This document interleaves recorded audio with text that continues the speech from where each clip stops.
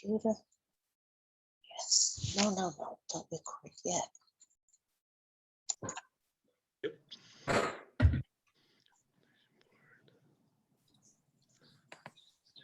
The only thing I'll say is that my images, some of them are just stolen, so I wouldn't, distribute this too widely, but I don't take credit for all the images or have credit even.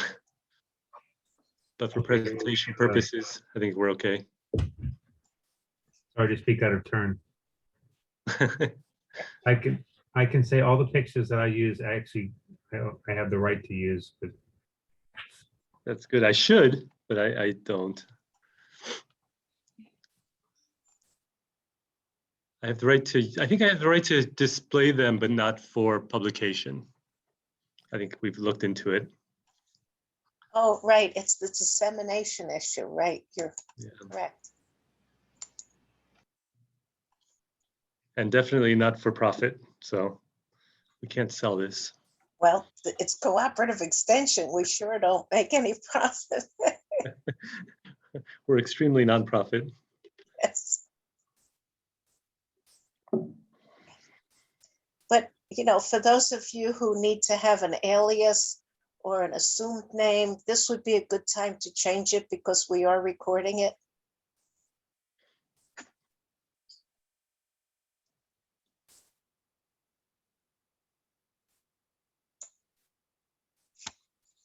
I see we're 5 minutes after the hour, so I guess we can get started. This is, of course, the solar installments on small farms program sponsored by Cornell Cooperative Extension, along with the Westchester Agriculture and Farmland Preservation Board, and we welcome you. My name is Barbara Sachs, and I'll be hosting you tonight. Our Ag Board Chairperson, Patty Peckham, will be joining us later, but she had an emergency at work on her equine farm that needed her personal attention. And for those of you farmers, I know you're well aware of what that is all about. We ask that everybody please keep yourselves muted, and you can use the chat feature or the Q&A feature depending on which version you have. And and the meeting is being recorded, but if you do not have a chat showing up in the bottom, take a look at the bottom of your screen. You should see 3 little dots, and underneath it says more. If you click on that, you'll see the chat feature, and then you can enter your questions. And we'll try to get to all of your questions tonight. But if we don't, you can always send an inquiry to us at Cornell Cooperative Extension of Westchester, and we'll be happy to make sure that the right person sees it and responds to you. We're so pleased that tonight we have 2 experts in the area of solar on small farms. Now, the reason we did solar on small farms is because most of the solar programs in New York State and around the region concern very large, substantial properties, and that's utility sized or utility scale solar. But down here in the lower Hudson Valley, most of our farms are a little bit smaller. So we were very fortunate to get 2 of these experts. And one, of course, is Leo Wiegman, who happens to also be the director of solar programs at Sustainable Westchester, and Guillermo Metz, who's coming to us from Tompkins County in central northern New York State, depending on where you're from. And Leo happens to be the director of energy and climate change. He's the leader of that whole program. He's affiliated with CCE Tompkins County. As far as our farmers down here, it may be to their advantage to install solar installations, and it may not. We hope that you will listen to this program carefully and take lots of notes so that you can be the judge of that. We know that we know that the farms in Westchester that have installed solar, even on smaller farms, are very, very happy with the results. Now, a lot of the solar installations not only involve the physical installation, but there are planning and zoning issues involved. So we have reached out to the zoning officials around the county so that they can listen to this also and educate themselves as far as solar on small farms. With that, I'd like to introduce our first speaker, Guillermo Metz, and he will be followed by Leo Wiegman. And if you go into your view area on the upper right-hand corner of your screen, and you do and you click on speaker view, you'll be able to see everything that he's not only saying, but any slides that he's presented. Again, we hope you enjoy this tonight. Guillermo?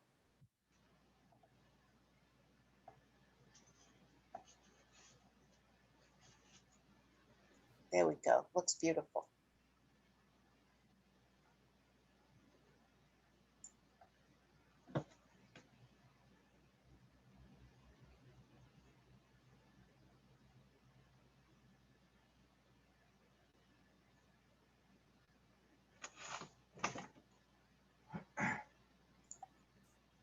Guillermo, I think you're still muted.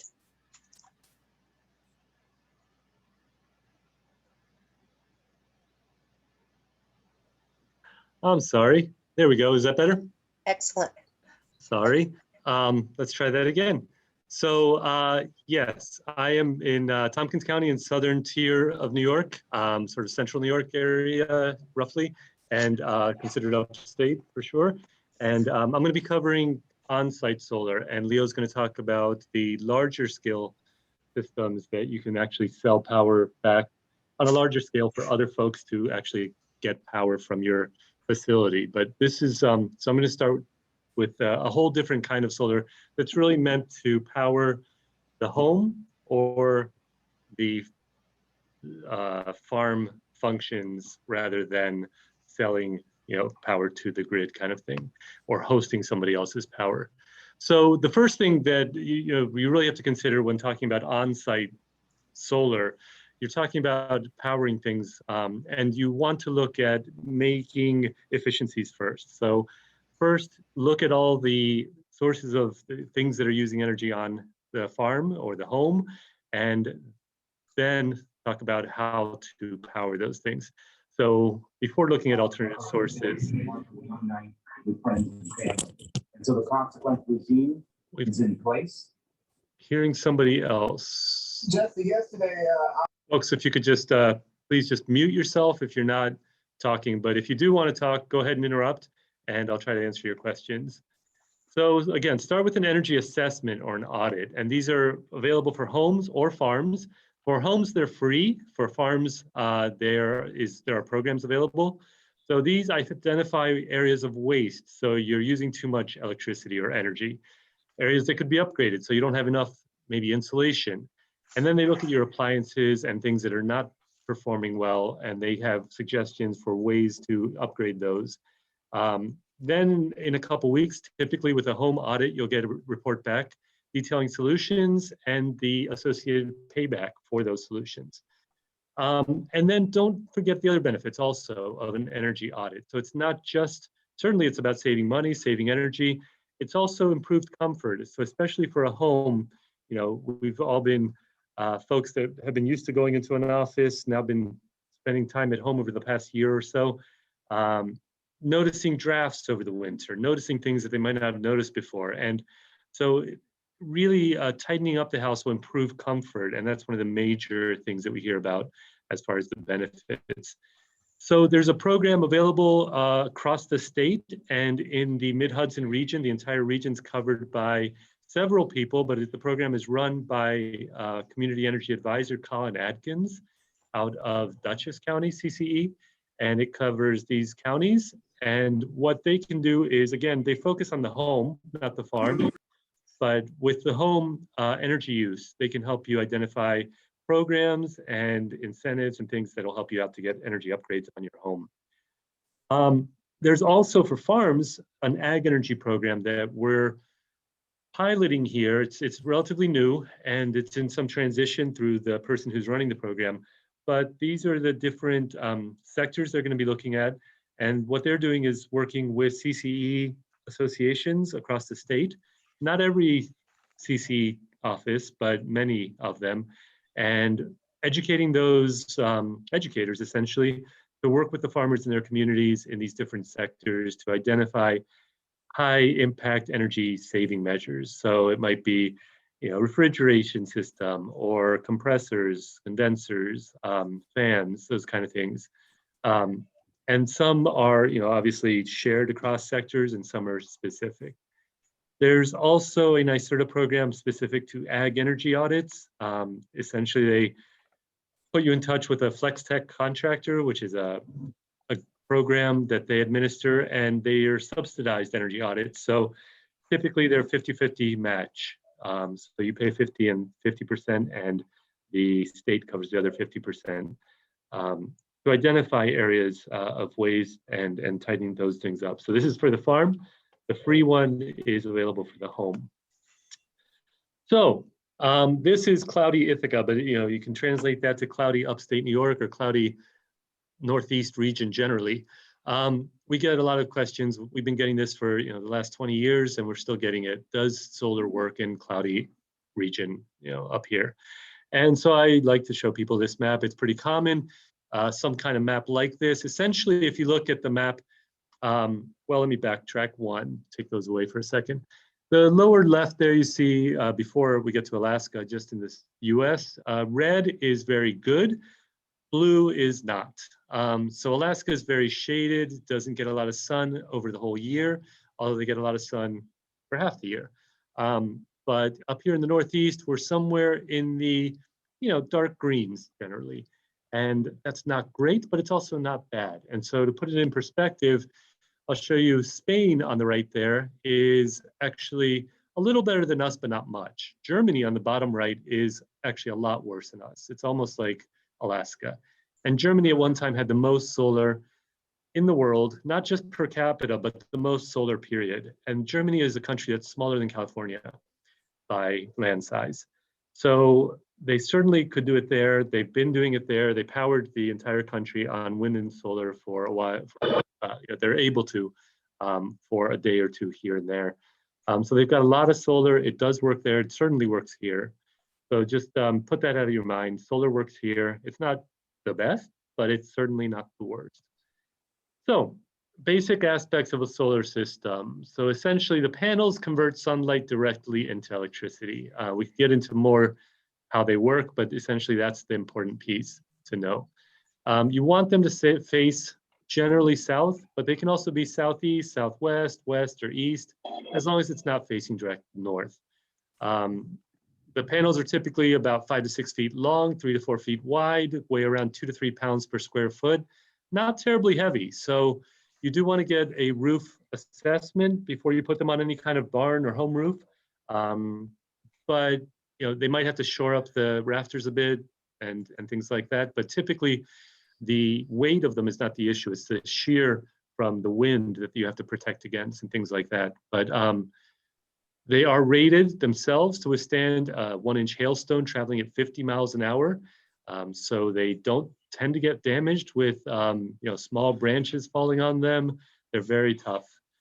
And there's no moving parts. They're typically warranted for 20 to 25 years. And so they essentially just lie there in the capturing sun, and they last a long time. They don't do very much. So, I mean, they do things, but they're not actively doing much that will wear them out. And then they slowly deteriorate over time. The silicon itself has a half-life that after about 15 years, it starts to lose its efficiency, but they're warranted for 25 years to retain a high percentage of their initial efficiency. So essentially, this is some of the naming of what you're going to look at. So a solar cell is built up into a single solar module or solar panel, and then those are built up into an array. So what you have on your rooftop is a solar array of a bunch of panels. And the PV panels themselves produce DC current. And that gets converted either at the panel itself with microinverters or at the house with one central inverter to alternating current. So you can use that in your house, power all your appliances.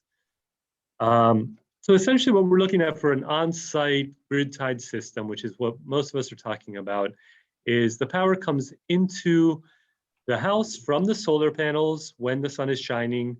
The electricity gets used in the house after going through the inverter. If the house is not needing any power, so you're at work, you're not in the house, there's no lights on, that power then goes through the meter and into the grid and gets used by your neighbors or other people. When you don't have enough sun at nighttime and you're still wanting lights, then you get power from the grid. So it's sort of a seamless back and forth trading of electrons. And without a battery, you still have all the power you need from the grid. Essentially, you're just producing a bunch of power, so you don't have to buy it all from the utility. And then if you lose power, in the past, you had no power with solar. Now the inverters typically have an outlet or two. You could dedicate a circuit in your house for critical loads, small critical loads, so you can continue to get power as long as the sun is shining, even if the grid goes down. So now that is a possibility. So even without batteries, you can get some power, some parts of the day if the grid were to go down. So essentially, again, you own the panels, they're on your site. You need good orientation, clear of obstructions, no trees and things shading them. There is a high upfront cost, but there's good investment over time. So Leo will get into community solar and hosting community solar, but essentially if you were to get your power from one of those community solar farms, you can typically, the typical model is where you subscribe to buy your electricity from them. And so you don't own the panels, you just buy your power from them. And that is a little bit cheaper than grid electricity from your utility. But over time, if you're able to afford the upfront cost of solar panels, the payback is much better. So it is an investment over time. And then the power is net metered back to the grid. So if you produce more electricity, at the end of the year, it rolls over to the next year. There's no monetary refunds anymore. You might have heard about that in the past where people got a small check at the end of the year. Now, if you build up credits, they just roll over. And after 20 years, they actually expire. So you want to make sure you use them up regularly, more or less. And net metering is required in most states in the country. And essentially what that means over the course of a year, you're going to be using more power from the grid or delivering more power from the grid at different times of the year. So you can see here in the summer months, you're delivering more power to the grid and producing more with your panels. That's the white and the greenish. And the yellow on the bottom is what you're getting from the grid. So in the wintertime, you're getting more from the grid. In the summertime, you're giving more to the grid. And over the course of a year, it should balance out pretty closely. So I just want to give you a sense that solar works on rooftops. You've seen those around, I'm sure. It works also on a frame. So ground-mounted systems work quite well. They're a little more expensive because of the racking systems and such, and then also some trenching and longer wire runs to the house. But this is certainly an option if you don't want them on the roof or if your roof is shaded. It works on a frame on a roof. If your roof is flat, you can put them at an angle and put them up on a roof. And certainly works on barns. You can power the barn itself. This can go back to the grid. It can then also go to the house from the barn to the grid, etc. So it can be on different structures. It works quite well. And then here's some larger systems on municipal or a bank there on the upper right. And then also they can be facing different directions. So if you have different pitches, again, it can be south, southeast, southwest, and they work just fine. So site assessment, again, you don't want any trees shading your panels. So here, if we were to look at this site from a Google Earth image, this looks quite good. So this house is getting quite a lot of sun at the moment. I don't know, so you can see what north is there. So you want your panels on that back rooftop, so they wouldn't even be facing the road, ideally, or on the ground, and facing generally south.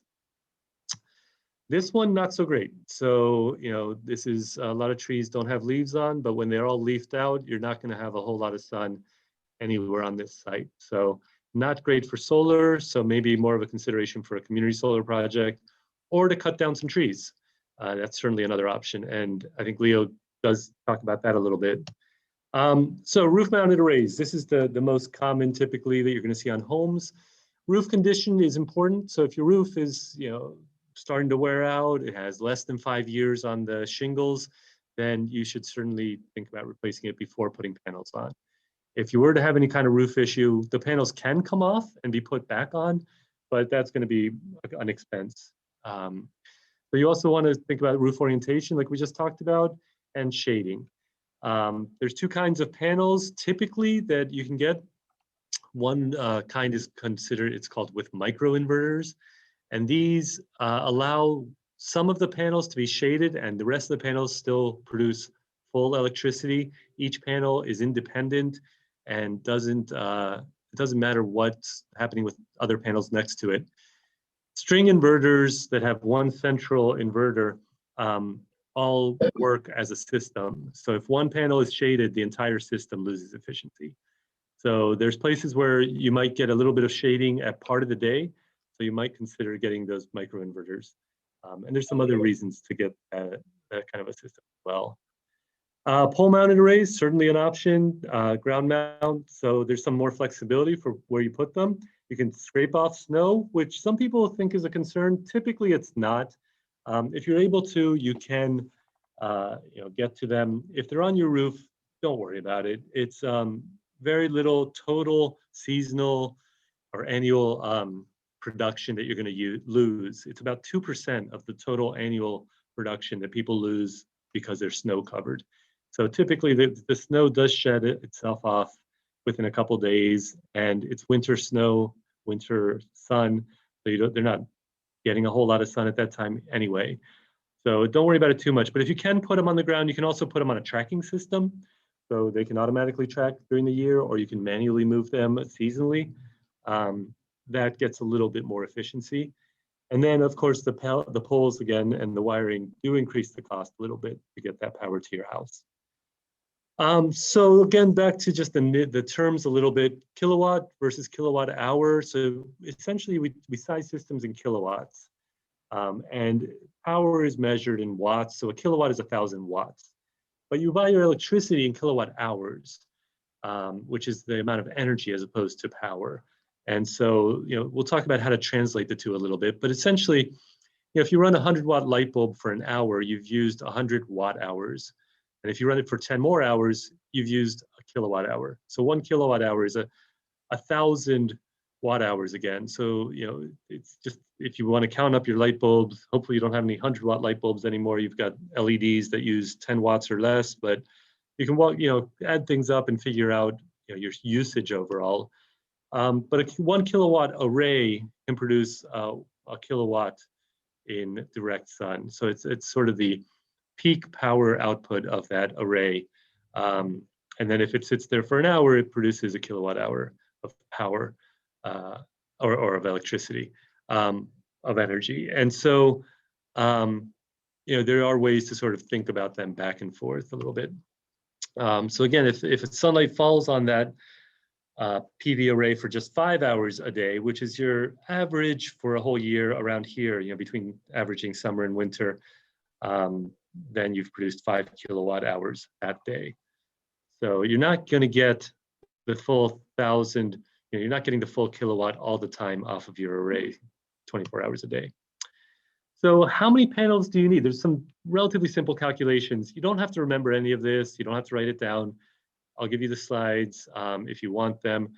But also, obviously a developer, a solar contractor is going to walk you through all of this. This is just to give you an idea that you can do this calculation yourself if you want to. So you take a look at your daily watt hours. So you look at your electricity bills, and this is what a solar contractor is going to do for you as well. So look at your electricity bills and average them out for 2 years and divide that by 365 to find out your daily watt hours. And so just, rough estimate, most homes take 10,000 to 12,000 kilowatt hours a year. Divide that out for a daily average. So watt hours per day is about 30, almost 33,000 watt hours per day. We take that number divided by peak sun hours, which again, around here, for most of the Northeast is about 5 hours a day.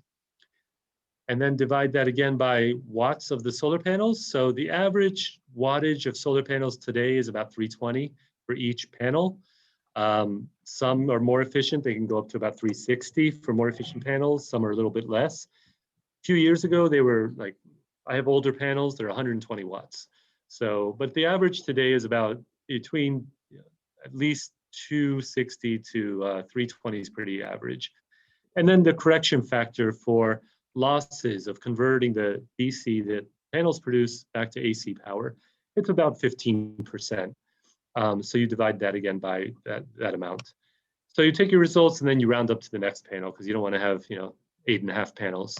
So in this calculation example, we have that almost 33,000 watt hours per day divided by 5 hours per day that we're getting sun, divided by the 320 watts, and then that 15%, or essentially, any amount above, take the total off 100, is 24.17 panels. And then again, you round up, so we need about 25 panels. And for residential systems, you can size the system to get state incentives and rebates. You can size it for up to 110% of your need. So if you figure out your need and you can round it up to 110% of your need just to make sure you're covered and you have a little bit of rollover every year. If you size it larger than that, you simply don't get those incentives and rebates, but you can do it. And then also something to think about is if you have other needs that you don't have currently. So if you think in the future you want to get more an electric range, or you charge an electric vehicle, or heat pumps, a geothermal system especially takes quite a bit of power. So you can factor those in at the time that you're sizing your system, even if you don't have them in place yet, and add those to your estimate and get approval for a larger size system than you would need right away. So, what does that look like? What does a 25 panel system look like? So I'm sizing this. This is a typical system. 25 kW is very large. 8 kW is more of the state average. I think it's like 7.5 kW for residential. So I took that, and for a system that's 16% efficient, corresponds to an area of about 50 meters squared. So it's just the 8 kW system, getting it down to meters squared, dividing by that 16%. So it takes about 50 meters squared. And the array is the total module area. That's something you're going to want to think about. It's not the total area required by the system. So there's requirements around the panels on your roof where fire departments, other inspectors might need to get access to. So the panels can't go to the very edge of your roof. There's some clearances there that are required by law, and those change periodically. So you want to check your local code, certainly. And again, your installer is going to do all that for you. But so your system, what does that look like then? What does 50 meters squared look like? So this is my house. You can't really tell, but I'll show you on NREL's PV watts calculator. I'll show you where to get that. You can actually draw out the space on your actual roof on a Google Earth image and figure out how much electricity you can get from that real estate, that amount of rooftop space. So 8 kW is, it's roughly this much, 25 panels. I'm sorry, let me back up. 25 panels, yes, not 25 kW. So 8 kW is about 25 panels.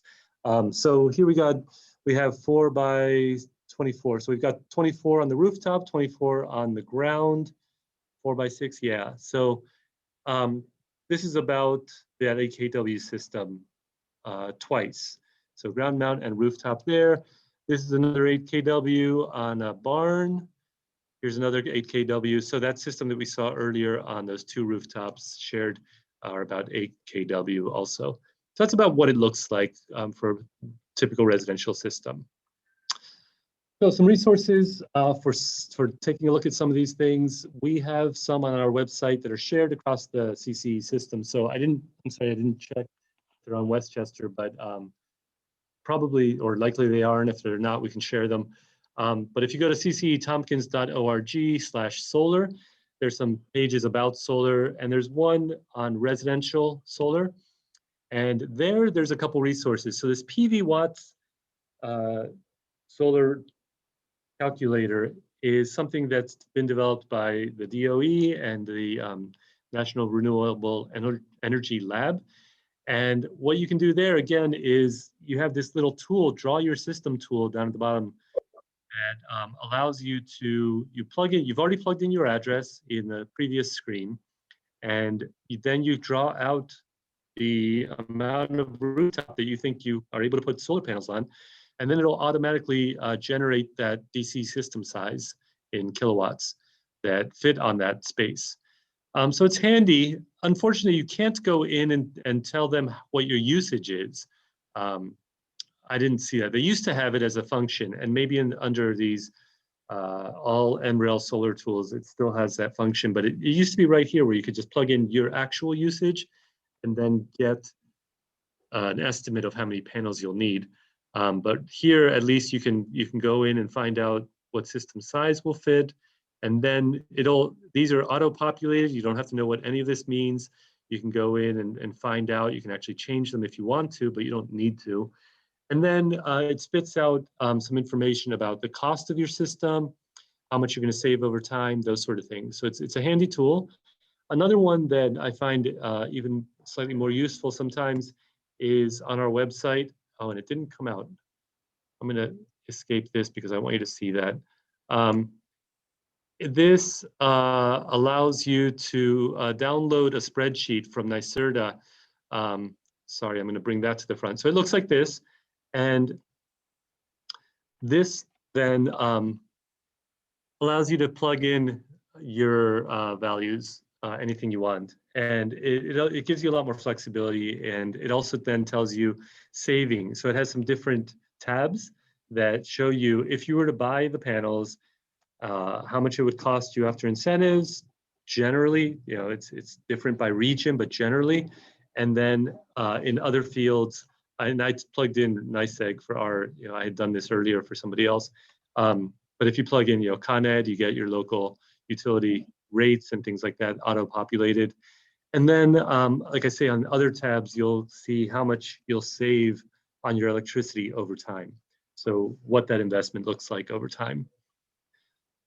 So what are some of the incentives, credits, and rebates for panels? So if you were to put solar on your site, there are state rebates through NYSERDA. These state rebates and tax credits have to, they're required to be installed by, but the system has to be installed by a accredited contractor within New York State. So in order to get these, you're going to have to get somebody else to install them, essentially. So they can't just be a certified electrician or licensed electrician, but they have to be somebody who's listed with NYSERDA as a qualified installer.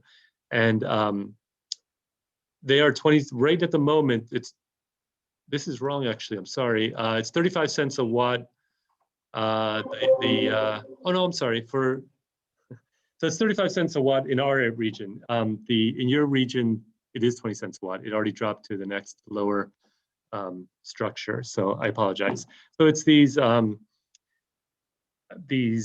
blocks of incentives that once they're spent down, they go to the next block. They're called megawatt blocks. So yes, sorry, in Westchester, it's down to 20 cents a watt for residential. And there's a program called Affordable Solar that if you're income qualified, it used to be double, but they kept it at 80 cents a watt if you're income qualified. So that you would have to do an estimate off of, if you have a 10 kW system, the math is pretty easy, 10,000 watts, so 10,000 times 20 cents as a direct rebate.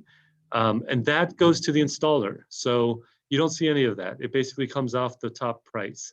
So when an installer quotes you a price, it might be, say, the whole cost of the whole system is $20,000. They're going to take this off and they get a check for this amount when the system's installed.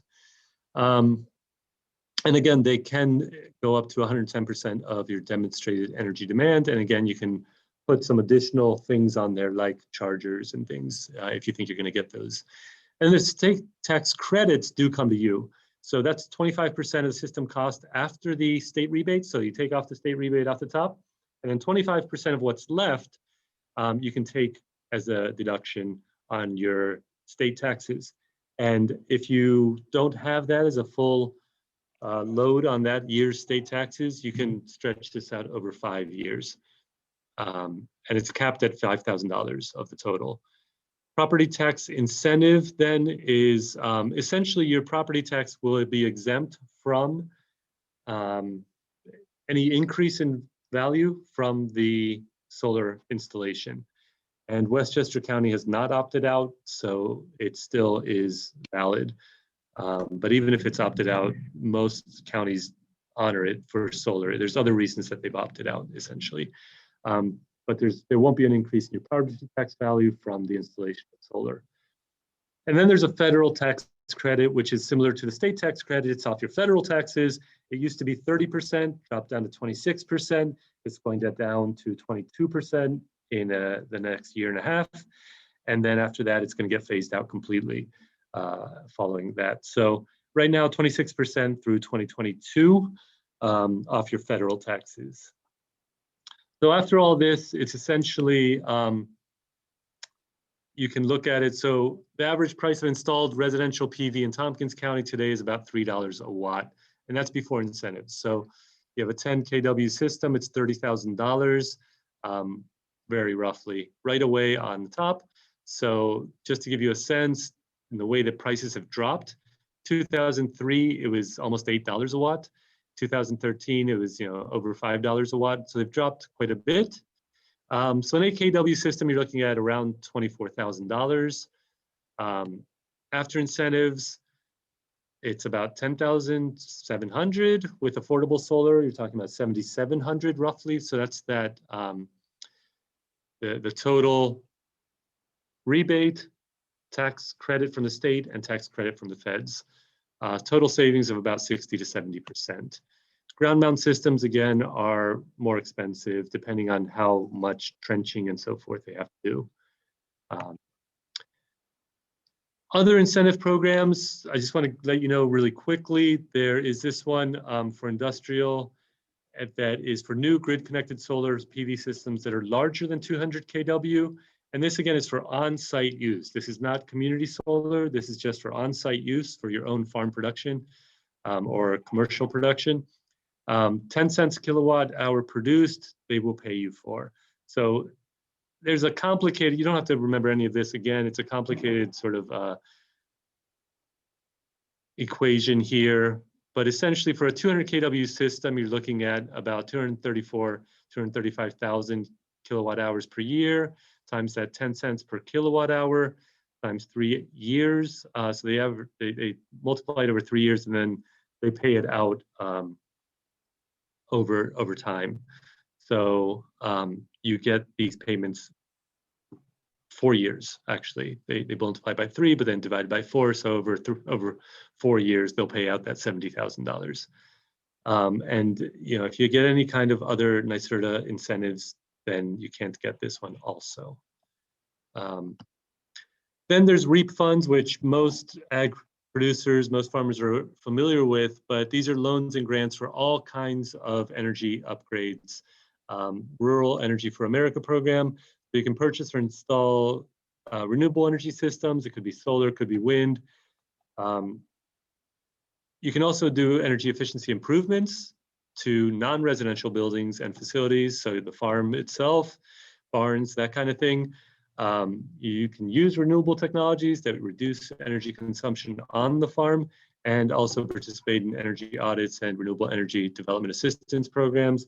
So these are loans and grants. I won't get into details, but they are substantial as well. They can really help you out. So I'd urge you to look into these for the farm side, not the house side. All right, that's all I have. So went kind of quickly. So happy to answer questions now or at the very end. That's my contact information. I'm also happy to answer questions there. Thank you. Thank you, Guillermo. That was good.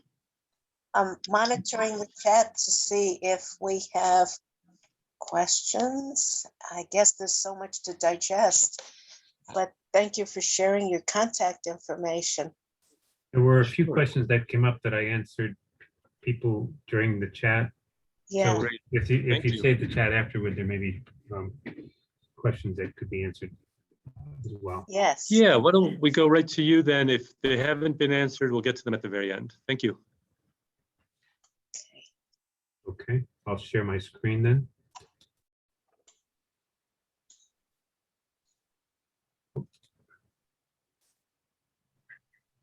try that again.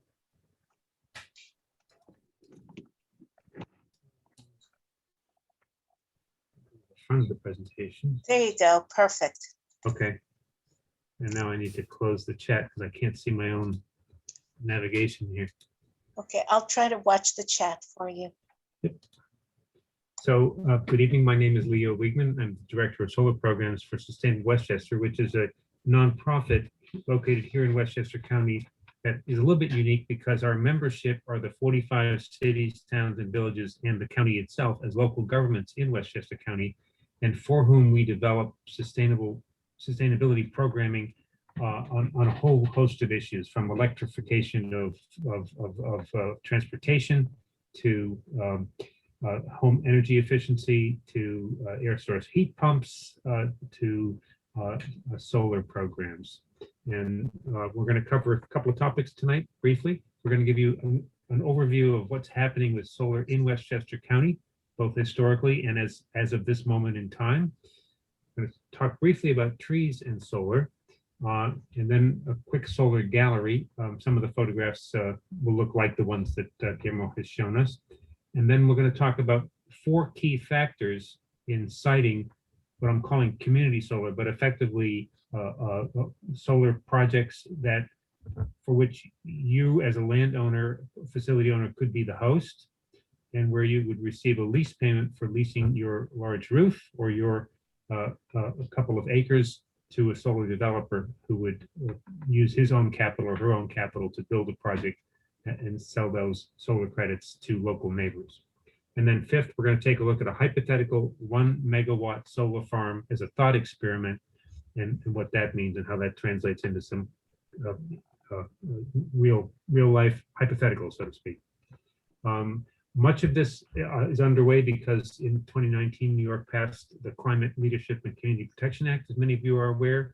And this is the nation's most aggressive greenhouse reduction plan, with a plan to have 100% clean energy, electric energy by 2040, which is now only 19 years away. So the solution is to green the grid itself with cleaner supply and to electrify everything, home heating and cooling, transportation, and so on. There's already a lot of solar in every corner of Westchester County. This is a heat map from the data.ny.gov data site that the link is in here and it'll be in the email. So there's solar all over the place in Westchester County already. There are over 70, it's now actually 7,800 solar systems installed in Westchester County alone. This chart is my adaptation of the data that's provided by New York State. The blue is residential solar systems by count, how many per year, from 2003 when New York State started giving incentives up until this year. 2016 was a banner year, not only throughout New York State, but particularly in Westchester County, partly because of the solarized residential program that was running, that Sustainable Westchester ran, where 600 homes received, got solar systems. The red are the number of non-residential systems. These would be anything that's not residential. So it could be a commercial building owner or in most cases doing solar. And what I want you to notice is over here on the pipeline, in 2021, some 250 residential solar systems have been built, but we have 490, we have 490 in the pipeline waiting to be built. And we have 106 commercial systems or non-residential systems in the pipeline that are going through the approval process waiting to be built. And if we look at what this means in terms of not the number of systems, but the capacity, the kilowatt generation capacity of these systems, commercial has always been much bigger, as the systems are bigger because the buildings are bigger usually. And commercial is now rapidly catching up to residential in its overall capacity of size. This chart, keep in mind, we're ending 2021 over here on the right with this bar chart here. If I advance to the next slide, I'm using the same data, but now I've added in the pipeline for the commercial slide. So I'll do that again. We're back here, 2020, 2021. We've got about 4,000 kilowatts of solar that's been installed year to date, 4,000 over here. Now I'm going to the pipeline. I'm adding back in the pipeline of those future projects.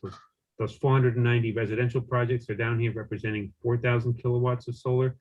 And those 109 commercial or non-residential projects now represent 63,000 kilowatts of solar.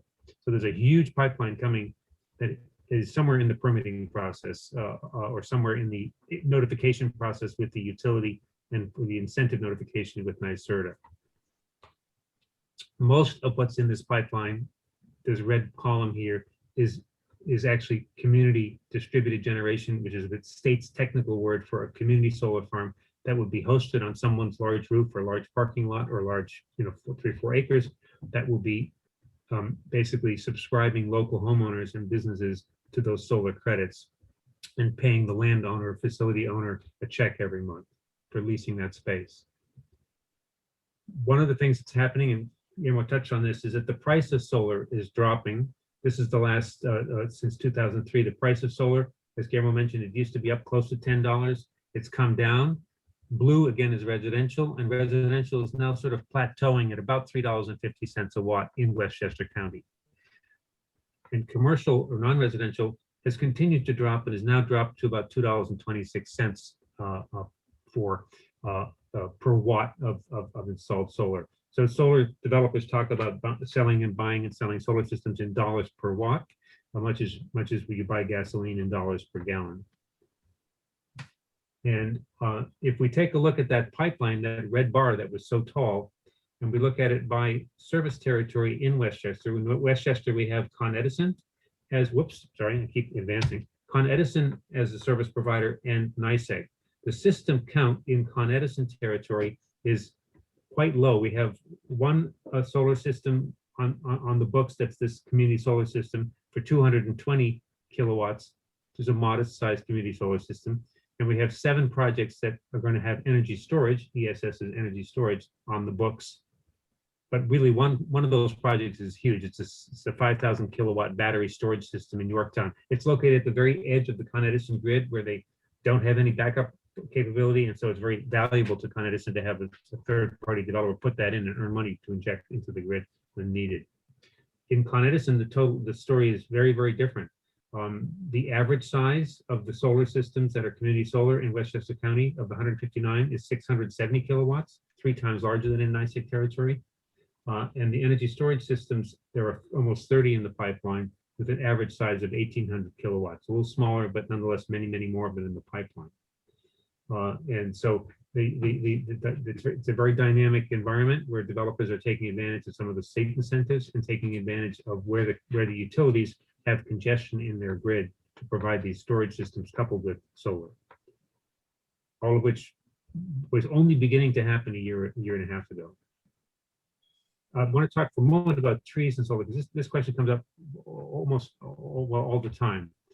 And this is based on information from NewEnglandCleanEnergy.com, and some of that is directly taken from the United States Forestry Service. So a mature 30-year-old tree absorbs 193 pounds of CO2 on average in the Northeast, and making 1 kilowatt of electricity in the Northeast produces 1.1 pounds of CO2 per year. That's just the standard grid mix of some nuclear, some coal, some oil, some natural gas, etc., some hydro. Our solar farms production of 1.4 million kilowatt hours a year, would offset 1,500, 1.5 million pounds of CO2 a year. The solar farm I'm referring is the hypothetical one we're going to build at the end of the show here. And so we are, if we divide the offset of what the solar farm has is 1.5 million pounds by the 193 pounds per tree, we would need 8,000 trees to equal the carbon reduction of a 1 megawatt solar farm. So in the mature forest in the Northeast, typically we'll have about 500 trees per acre at 11 inches diameter breast height. So 8,000 trees would be 16 acres. So essentially the carbon offset of a 1 megawatt solar farm that's 3.2 acres roughly, call it 4 acres per the fencing and whatnot, is roughly 16 acres of trees. So there's sort of a 4-to-1 benefit of the solar acre of land devoted to solar to acre of land devoted to trees over the life of that solar project. So as we mentioned, ground-mounted systems can work well on larger properties. This is one that's 45 solar panels. Many institutions are now looking for solar carports where they want to protect the vehicles. This happens to be behind a local police station where they wanted to protect the police vehicles, give them proper lighting, and then also produce electricity for the police station itself. Solar can be installed on almost any kind of roof with good access to the sun. This roof is a barrel vaulted roof, a little unusual roof, but it's perfectly viable for installing solar. Solar can also be installed quite easily on standing seam metal roofs. In fact, this is done by not penetrating the roof at all, but by clamping onto the seams of the metal panels themselves. So there's no penetrations whatsoever. This happens to be on the roof of a very large church, and that church was going to subscribe to 40% of what came off the roof, and the additional 60% was going to be made solar credits available for subscribers in that community, including parishioners of that congregation. Solar can also be placed on large buildings. This is an ag building in northern Westchester, and the riding arena here has been covered with solar. And again, the local property owner is taking some of that electricity, and the rest is being exported to 38 or 40 families in the neighborhood for solar credits. This is a very large ground mount that just is being completed in the town of Portland, about 10 miles from my home, which was 9 acres of underused land that had been an old button factory, and before that had been an old chicken farm, and had sat dormant for 10 years. And this is 4 megawatts of solar on 9 acres being completed now. So what are the site constraints for community solar farms? And by that I mean typically these larger systems on roofs or on mounted on the ground. And there are 4 factors effectively. The first factor is what are the local utility grid constraints, meaning what's the capacity of the existing power lines of the distribution cables reaching that site or near that site. The second factor is that the New York State incentives vary by location. We touched on that earlier. And then the third factor is what's the value of the utility of that solar being injected into the grid for the utility, which will vary by location. And the fourth factor is what are the local laws on land use and permitting for this kind of accessory structure if it were not on an existing building. In the first case, both Con Ed and NYSEG serve our territory. The electric rates are higher in the Con Edison territory. And if you Google the hosting capacity map for Con Edison or NYSEG, and you have your utility user account and password handy, you can go into a live map of the utilities and see which locations are best for solar near your facility. And that looks like this, that Con Edison or NYSEG hosting capacity map is something New York State has required the utilities to publish. And each color of line on this map, distribution line, this is a corner of northern Yorktown, where it butts up against Putnam County. And I've just sort of circled the JV Mall area there. The darker the line in this case, the higher the capacity of that feeder to be added onto with additional solar or any kind of generation being added. So you can kind of diagnose your own property a little bit there to do that. This is that same view, but this time I'm looking at NYSEG's version of that map, and we've slid over a little bit because the Con Ed territory is what doesn't have the lines on it here. And so Now we've gone down to the Franklin Roosevelt Park area and circled those dark blue lines as potentially having good existing grid capacity for solar. The better the grid capacity, the less amount of money solar development needs to spend on transformer upgrades to get to meet the grid.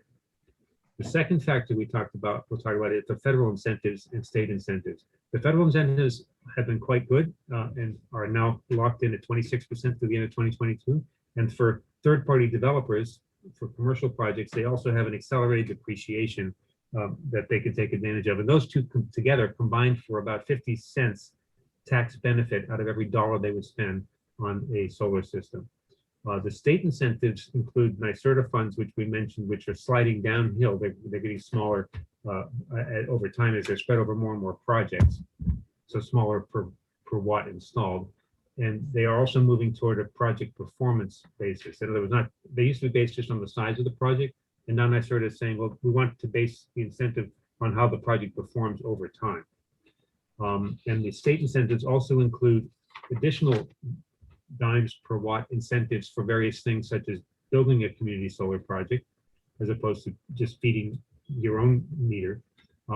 If you make the solar project available to low to moderate income as subscribers, if you build a parking canopy in the Con Edison territory, since we have a lot of big parking lots in Westchester and in New York City, or at least some of the outer boroughs, and for rooftop canopies, particularly in New York City, where there are lots of rooftops that could benefit from solar.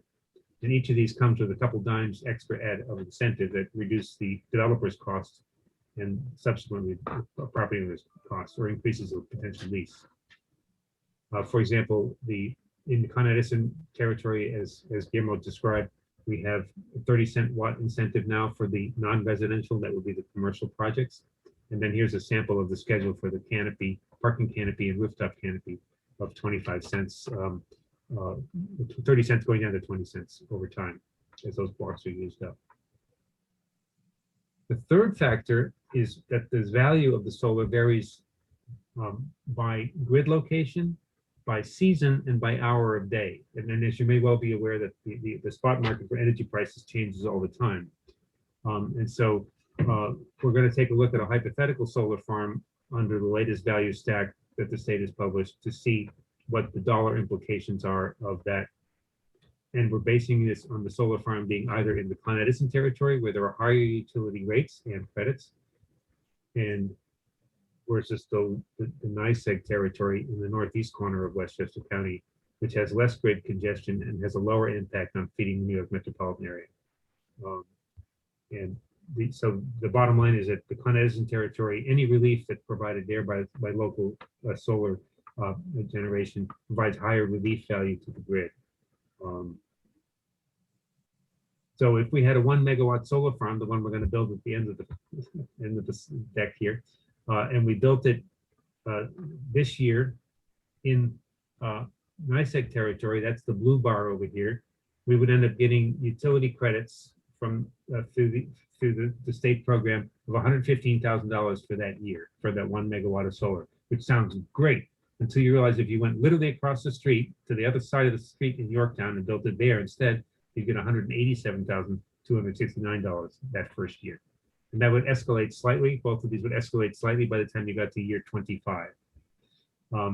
So that's why the crush of projects has descended upon the Con Edison territory, because frankly, it's going to cost the same to build it across the street in NYSEG territory as it would in Con Edison territory. The labor costs are the same, the material costs are the same, the permitting costs are probably the same, just that the return is so much higher in Con Edison, principally because Con Edison is the most congested feeder for getting upstate power into New York City. So that's where the relief is the most valuable for the utility.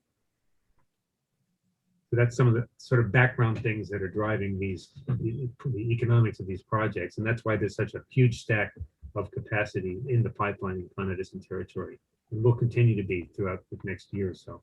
The fourth factor are local laws on land use regarding permitting and zoning.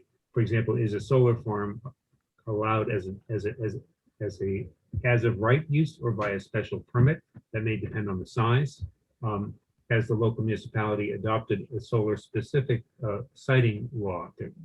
New York State has promulgated one that about half a dozen municipalities in Westchester have adopted, which clarify the rules around how planning boards and zoning boards and village and town boards should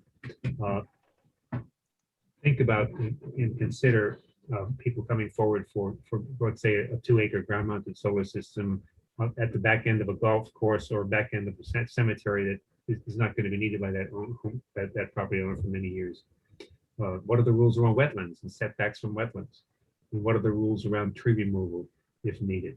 So these are all factors that a good solar developer will take into account if they're talking to you about potentially siting a project on the ground in, you know, on land that you might own. You sit down here, you can see it so much better there. And I recommend this local government's solar guidebook as a good guide for any planners here, or certainly any property owners. It's meant to be a sort of thorough examination. And the local law is one chapter in there out of many chapters that are helpful. These are the municipalities that have adopted local laws on siting solar in those communities. And this started to be happening about 4 or 5 years ago. And I know that there are a number of other municipalities that are considering local laws now for solar. And that's sort of a topic I could talk for an hour about, but I won't. It's a detailed subject that requires, as most things with the zoning, you know, the devil's in the details about how you go about that. So let's take an underused vacant parcel and build a sample solar farm to see what happens. This is a parcel located in Westchester County. It happens to be located in Yorktown, near the Taconic and Route 6. It's going to be safe from ever being developed as solar because it's currently designated parkland by New York State, but it's a large parcel, 34 acres. There are no wetlands on the parcel, so that makes it good for solar. At least solar can be sited without needing to accommodate a wetland. The site is basically second growth tree cover, which is fairly good for solar. There's it was previously farmland that has simply now just become second growth. There's a very low change in grade, so the site's not very steep. That's also good for solar, and it, generally speaking, slopes to the south, which makes it ideal. There's a utility line nearby because it was one of the earlier slides I showed you with the 5 megawatt capacity. That makes it even better. So now we've hit the check mark on utility line nearby, and we think we're in pretty good shape with respect to the land itself. And this municipality is one of the municipalities that recently adopted a solar siting law, explaining to me what the rules are for bringing this solar project to the town board or the village, to the building department and so on. So we're going to use roughly 3 acres of this site, 3.2 acres to be specific, and I've placed 1 megawatt of solar inside here. 1 megawatt of solar in this case would be about 2,500 solar panels that are roughly 400 watts each. They're commercial panels, so they're a little bigger than residential panels, a little taller, and have more solar cells per panel. And that's roughly the size of 3 football fields, if you can picture that. And this 1 megawatt of solar can be oriented so it's pointing due south. These rows are all tilted at 15 to 20 degrees, and they're all pointed due south, and they're 13 feet apart. So they're not shading each other, and they're gonna optimize the harvest for every solar panel on that inside that square. And as a solar developer, they love to be able to optimize how much they can harvest. So that solar farm will generate 1,400 megawatt hours, which is 14 million kilowatt hours per year. And each home, many homes typically use 10 megawatt hours a year per home. So this would be enough to generate electricity for 140 homes each year. So roughly speaking, these 3.2 acres, you can round it up to 4 acres if you want to consider any buffers around it, would be enough for 140 homes, or roughly speaking, 44 homes per acre. And that's just sort of a simple way to think about it. 1 acre is 44 homes. So what did we cover? We covered that community solar projects are going to be big from this year on because of the economics and the drivers from Con Edison and other places. We learned also that solar farms outperform trees on a per Yes. acre in carbon offset Yes, hi. in our part of the world for the life of that solar project. Doesn't mean we want to cut down brand new, the virgin forest to make solar farms. But when you're swapping out, when you're thinking about second growth forests or forests that are heavily impacted by invasives and don't have those signature trees, there may be a good trade-off there. And we talked about the factors of siting solar with respect to the local grid constraints, the fact that the New York State incentives vary by location, and that the value of the solar for the utilities varies by location as well. And then the local laws on land use relative to tree removal, wetland setbacks, steep slopes impacts will often greatly constrain the site that would be available to you. And the bottom line is 1 acre of solar of a community solar farm can supply electricity for 44 homes, 44 to 50, I would say, in Westchester County. And I'll leave it at that. My contact information is here, and I'll be happy to put that in the chat as well. Thank you. I'll escape and I'll stop my sharing so we can trade questions. Okay.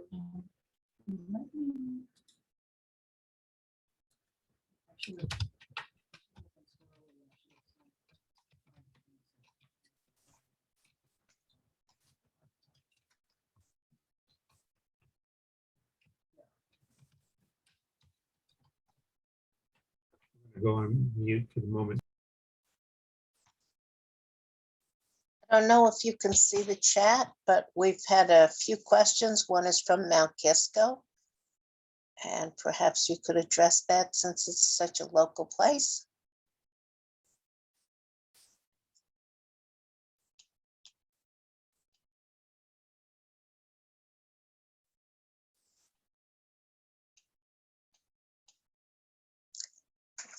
Mount Kisco was able to reduce the height of solar panels to 7.5 on a solar farm proposal.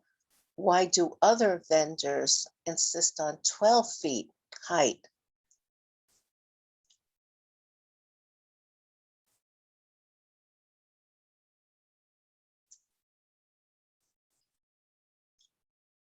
Sorry, I had to get myself off of mute. I apologize. Okay. I made this chat so big I couldn't see the Zoom screen. So Mount Kisco was able to reduce the height. This is on the capped landfill at the Department of Public Works facility, I believe, in Mount Kisco is what was referred to here. And that was done through a combination of clever design. The solar installer, in that case, BQ Energy, didn't tilt the panels up as steeply as they would normally have done. They flattened the panels out a little bit, so one row, and they pushed the rows together a little bit so that they were able to have as much solar as they needed, but that the panels wouldn't be quite as steep as they wanted for optimizing the winter harvest, but they were willing to live with that. So in that particular, and they used the solar system racking, they used a ground mounting system there that was actually quite clever and is responsive to the need that you can't penetrate the ground on a landfill, you can't pierce the cap. So they used a bucket system where you have large, if you can imagine, huge tubs that you pour concrete into as ballast, that you set your poles in, and you mount essentially that thing on top of the landfill, so there's no ground penetration. In that case, they simply used shorter poles and they didn't have to exceed the 12 feet. I think I've been on the site and it strikes me that 7.5 feet is probably about right for the height. Generally speaking, the shorter it is, the further apart the rows are going to be, the smaller the harvest per acre. Thank you. We also have a question about the visual impact to neighboring residences. Correct. So that's obviously a concern, and it's very common for folks who are doing, well, so the visual impact of something on a roof is that you can't really move the building, it's on the roof. But maybe this questioner is referring to the visual impact of ground mounted systems. And it's very common for for developers who are proposing ground mounted systems to also add visual screening, either by way of new plantings or by designing the system so that it is not directly visible by homeowners that may abut the property. I've been involved in a couple of projects before I came to Sustainable Westchester where we did quite a bit of work to orient the solar array to be out of the line of sight on the ground, and then added additional screening, additional plantings between any likely points of sight points from neighboring buildings. So that's a very common request that town boards and village boards should have for solar developers, is to screen the view. Obviously, you can't plant 80-foot trees directly to the south of the solar system because that defeats the purpose of the shading, would defeat the system. But We also have a question about the conversion tax penalty. When you convert ag assessed land to solar ground mount area. right. So that, to the extent that someone would lose the property tax benefit or have a penalty for the conversion of land out of agricultural use, if you are doing that for your own solar farm, I don't think that would necessarily apply if you're going to serve yourself behind your own meter. But if you were to take, let's say, 5 acres and lease that parcel to a solar developer and lose, and as a result, your property taxes would be impacted, you should probably make that part of your negotiation with that solar developer so that you're compensated for that penalty effectively by the size of the lease payment. Does that make sense? And someone mentioned that trees have many other benefits, and that's absolutely true. I wasn't trying to say that they don't have benefits. They clearly have all kinds of positive impacts. So generally speaking, solar developers are not typically looking to take down the highest functioning forest in the area. They're looking to use land that's otherwise underutilized and may have a low functioning woodland. And the solar system, when it's installed, essentially ends up being seeded underneath with meadow, not with trees, of course, and that can become a sort of pollinator meadow, or at least it would become a grassy area. We have a question about how to encourage wider wider participation amongst the community and understanding of the values of solar for the community. Well, we're trying to do that through the presentations such as this one.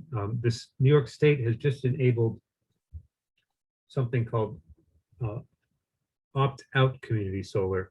What that is essentially the ability for local municipalities who may know of solar projects, community solar projects that are developing, to sign on to those solar projects on behalf of all the residents in the town. So all the residents in the town could get the 5 to 10% savings that those projects would represent.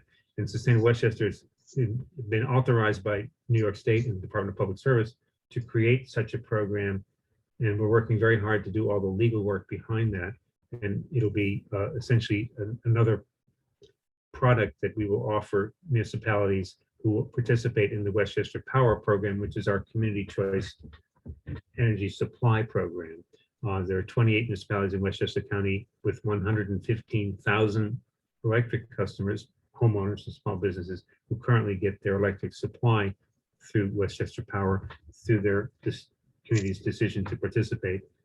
And we hope to add the solar credit program for community solar to that on that same opt-out basis. At that point, we'll be going in front of each of those 28 municipalities, as well as any other municipalities in Westchester that want to now join the program, and explaining it to those town and village boards, city councils, and that'll certainly create more opportunity for wider knowledge, public knowledge, and public questions. We also have a question about who can tell us whether our community is signed on for community solar. So individual communities, there are a number of communities that are participating in the Clean Energy Communities program that NYSERDA has. the State Energy Research Development Authority. And those communities are already participating in actively trying to sign up folks for community solar projects on an opt-in basis. Right at the moment, as we go forward with the opt-out program as part of the Westchester Power Community Choice Aggregation Program, we'll be going back to those municipalities and actively explaining it to them. In fact, today I just circulated the enabling law amendments that municipalities will need to adopt to 2 municipalities whose attorneys will be doing a sort of early proofread of the law. The law is only 2 pages long. I don't think it's going to be very difficult, but we want to go through all those get all the paperwork lined up so that municipalities have an easy glide path to joining our opt-out community solar program. And we have a question from somebody who says that the glare from their neighbors' solar panels reflects and comes right into their living space from February to April. What can be done about that? I'm not sure that, I don't know the individual situation. The panels themselves have an anti-glare coating when they're manufactured, but nonetheless, they may act as a bit of a, if not a full mirror, then there may be a bit of a sun flare. I'm not sure what to say other than asking your neighbor to buy you curtains, I guess. I'm not sure. Sorry, I don't mean, yeah, I don't know the individual situation. So typically planning boards and zoning boards, planning boards don't really have, well, let me phrase it differently. For larger solar systems, the model law does ask for a glare analysis to be done, but that isn't typically the case for residential systems where there may be 20 panels on a roof. Okay, so that might not be a farm or a commercial installation. It may be a It might residential be a system, I would residential. think. Yeah, I don't know. Yeah. Okay, and we have a question, why not focus on brown to green site as opposed to green to green? So certainly there are a number of brownfields that are being considered and have been developed. For example, the capped landfill in Mount Kisco, that was for which the ribbon cutting was just last month. Those are clearly sites where the priority would be to start with sites like that.